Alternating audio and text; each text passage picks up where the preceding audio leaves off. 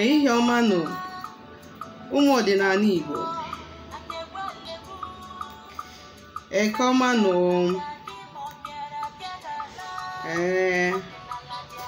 Asị m ka Chieke tata ketara anyị ndụ, ketara anyị ogologo ndụ na arụ isi ike, ketara anyị ife anyị eri na ife anyị anwụ. Anyị si onye chụba anyị ya daa ka ọ maka meela anyị niile ise. Aka m bụkwa onye nke gị, Nwaada Agbarọma Ụzọ Mmiri. Abụkwa m onye mgbasa ozi ọma ọdịnala Igbo, bụrụkwa dibịa Igbo.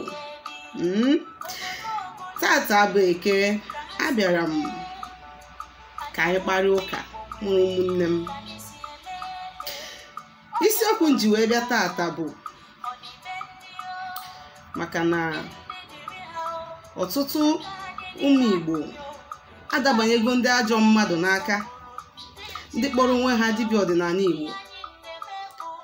Ọtụtụ na-ebelivzi na onwere ozi n'ọdịnala sef bụzi ụgha. Ụfọdụ ekwenyere ozi n'ọdịnala and ha ekwenyere ozi n'ụka. Maka gịnị? Maka experience ha nwere mgbe ha na-achị na-achịtazụ n'ọdịnala. Mana achọrọ m ịgwa gị nwa bụ onye Igbo na-ege m ntị, ihe eji ama dike bụ dike daa, obinye kwuru n'ụkwụ ya na-abụ tichapụ onwe ya kọntinuo. Ọ bụrụ ka esi ka ị na-aja ezu ike maka na ịtara ebuo na okwero, ịmana ị ga-enwe problem. And mgbe ụfọdụ ihe na-akọ ọsọ ihe a bụ mmadụ iburu chi ya ụzọ, iburu chi gị ụzọ, ịgbagbu onwe gị n'ọsọ na-etufughị oge. Isiokwu nji maka ya bụ isiokwu nji wee bịa tata bụ ihe nwere ike ime gịnị ibute na ị ga-alụ ọrụ, ịlụcha ọrụ ọgarọ. Ka m si ekwubu na mbụ, ekwuru m si na mgbe ụfọdụ na alụrụ gị ọrụ mmụọ garọ, mgbe ụfọdụ nwere ike isi gị nwa n'aka, nwee ike osi dibịa n'ụlụ gị ọrụ n'aka. Onye maka ọ na-abụ mpụta na-asị na tupu mmadụ ajewe ịlụ ihe ọbụla gbasara ọrụ ọdịnala, idozi ihe dị n'ụzọ ya, ma ọ na-efili na ndị mmiri na-enye gị nsogbu, ma ọ na-efili na o nwere something about your family, you need to get it done. N'izi kwesị ime bụ gịnị? N'ikwesị ịgba afa, gbaa afa miri emi, ọ bụrụ afa enu enu. Maka o nwere a lot of things ga-eme ka ọlụ mmụọ ịlụ hapụ ịga. Akọbugo m ihe a na mbụ si gịnị, na ọ bụrụ na ị bụ somebody alụ dị n'ụzọ ya, na o nwere ike ime ọrụ mmụọ ị na-alụ ọmanga. Maka na alụ na-ebute negative energy, and those negative energies na-eme gịnị? Ọma nkwe ka mmụọ ndị a ị na-achụrụ aja ka a bịa gị nso wetara gị ihe ọma. Negative energy si na gị na-arụ ga na-achụpụ mmụọ ahụ achụpụ. Onye ka m ji wee kwuo na mbụ si na onye ọbụla chọrọ ịrụ ọrụ, ọ bụgodo na dibịa si gị afụrọ na arụ dị n'ụzọ gị n'afa, na ọ bụrụ na ị ma na o nwere arụ dị n'ụzọ gị, ijiri aka gị wee si dibịa, enwekwara ihe dị ụta dị n'ụzọ m, amarụkwa m nwere ike imebi ọrụ a ga-alụrụ m. Ọ eziokwu, ọ bụrụ dibịa niile na-akpụ arụ, mana dibịa na-ama dibịa ibi ya. Ọ bụrụ na dibịa ha ada akpụ arụ, ọ rife gị ta onye ga-akpụrụ gị arụ. Mana ọ bụrụ na onye asịkwa gị na ọ matara, nna chọọ wee gị ọ lụcha ya ọ ga-alụ. In fact, ọ dị 50-50. Thank you. And na mbụ na vidio m nke ebe m kọwalụ maka ihe a, na-akọwakwanụ m ihe ọ ga-abụ mmadụ mee ihe nwere ike ime gị na ibute alụ n'ụzọ mmadụ. Ọtụtụ ihe ọ ga-abụ mmadụ mee, o butere ya alụ, butere ya negative energy. O nwere ihe ndị m metụchara aka, dịka idina nwunye mmadụ, dịka igbu mmadụ, dịka nwoke idina nwoke ibia, ma nwaanyị idina nwaanyị ibia, ma nwoke isi n'ike nsi wee dina nwaanyị, ma ọ dịka ịnapụ mmadụ ihe ya n'ike, ma ọ bụkwanụ dịka imegbu mmadụ, ma ọ dịka ime abortion ma ịkwanyere mmadụ that is support mmadụ ka ome abortion na all those things bụ ihe na-ebute arụ. Ọnya bụ arụ a na-ekwu n'ọdịnala Igbo, and onye mere such thing kwesịrị gịnị ekpo ya so that ịlụwa ọrụ mmụọ ka ọ gaa. Nke mbụ bụ nke a. Ike m bịara itrit tata bụ gịnị maka family bụ abụmọnụ. Ọ bụ na ngwurube nna gị bụ abụmọnụ na enwere family curse in your family, it can hinder your spiritual work from going well or from manifesting properly. Jụọ m ụtọ ọnwa ka ọ ga-esi wee mee ya bụ now na mbụ na m ga-akọwagodi ihe bụ gịnị ihe nwere ike ibute this alụ this family curse. Ihe nwere ike ibute family curse at large.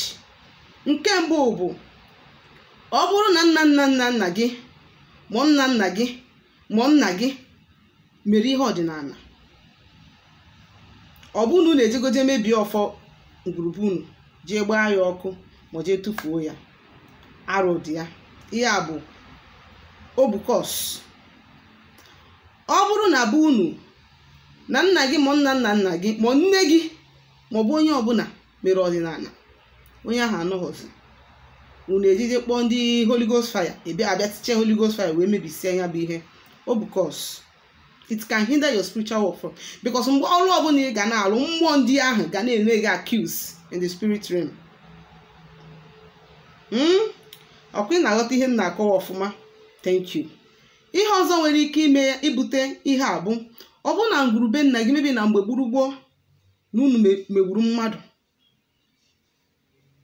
na ngwurube nna gị megburu mmadụ na unu megburu mmadụ, mebi nwaanyị anụtara anụta emegide nwaanyị ahụ, emegide nwaanyị ahụ nwụọ a painful death.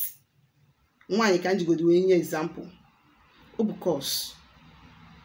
And if you don't cleanse yourself from such cause, wee jee lụọ ọrụ mmụọ, ịlụcha ịlụgharịa ya, it only takes dibịa na-agba afa dị deep ife a na-agwa gị. Ọ bụrụ dibịa niile gbanwere ya n'afa. Ọzọ dị ka ibi ya bụ ọ bụrụ na ndị bụ unu o nwere dịka ihe a na-akpọ ini mmadụ na ndụ, na your family enigo mmadụ na ndụ for any reason, obukos.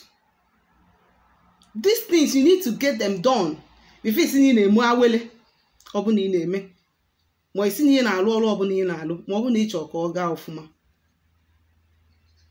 Ọnya ka ọ na-abụ na-ekwu okwu na-asị gị go home. Ọ bụ na your father adịrọzi ndụ, your mother nwere ike ịdị, nwanne your father nwere ike ịdị, nwanne your mother nwere ike ịdị. O nwere ike nwoke nọ na village unu, jụọ ese, ask questions. You see that a lot of things, a ga-eme a lot of things exposed to you. Things ị na-amara na ọ na-eme na o mebugo na your family ma ọ dị na ngwurube nna gị. Because those things, cheka ngwa gị, ọ bụrụ ka esi m na for this reason na ịma mmezi ọdịnala, onwe gị ka ị na-eme na ọ bụrụ mụnwa. Ọ bụrụ na ị decide for this reason ka ije na church tibe Holy Ghost fire, you are tying yourself the more. Maka mgbe ọbụla itiri mmụọ ndị a Holy Ghost fire, ka their spirit ga na arise in anger against you. So na ọ bụrụ na ibinite si na ị chọrọ ime ọdịnala Igbo, na ị chọrọ ịnachite n'ọdịnala, mbụ na mbụ ị ga-eme bụ igba afa miri emi. Mkpọsị ọ bụ na mmadụ gbabalụ gị afa wee gbatalụ gị afa ihe na-eme na ndụ gị, ị ama sira this person ma ife ọ na-ekwu. Mmadụ mana ije ha na kpara mmadụ si gị ọlụ mmiri, chekie ya ọfụma. Ọ bụrụ sọsọ ọlụ mmiri bụ ihe ọ ga-abụ ichukwa ịpụta ife. Ka m gwa gị eziokwu, o nwere so many things that only take, as in it takes the grace of your ancestors to reveal it to mmụọ, so to dibịa ije na nke ya. Anya ka m na-asị unu, ma ọ bụgodo na ị na-asendịrị dibịa ego asendị, ma ọ bụ na iji ụkwụ gị na-abụ na-eje na nke dibịa, before ya ha ebido igbo afa gị, kwubuo okwu n'isi gị, kpọkwuo mmụọ gị na ha sosi ha that you want to be free. N'ihe niile dị n'isi gị ha reveal ero onye a na-eji gbarụ gị afa before onye ahụ agbawa afa. It is very very important. Maka na anyị nwa na-agba afa nwere ọtụtụ ndị anyị ga na-agbara afa, iwu afa ya na skata. Ọchịchịrị total darkness adị n'ụzọ ya. Ndị mmụọ mkpasa na ndị mmụọ aghụghọ so.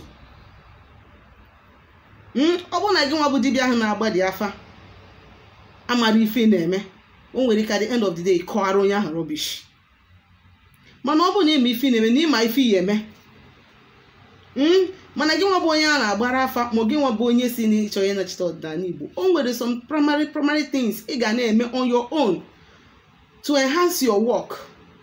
O nwere some things ị ga na-eme on your own so that ka mmụọ na-eso gị mara na enwere your backing up na onye iziri ya rụọ ọrụ gị ọrụ. Aka m bụkwa onye nke gị, Nwaada Agbaroma ụzọ mmiri.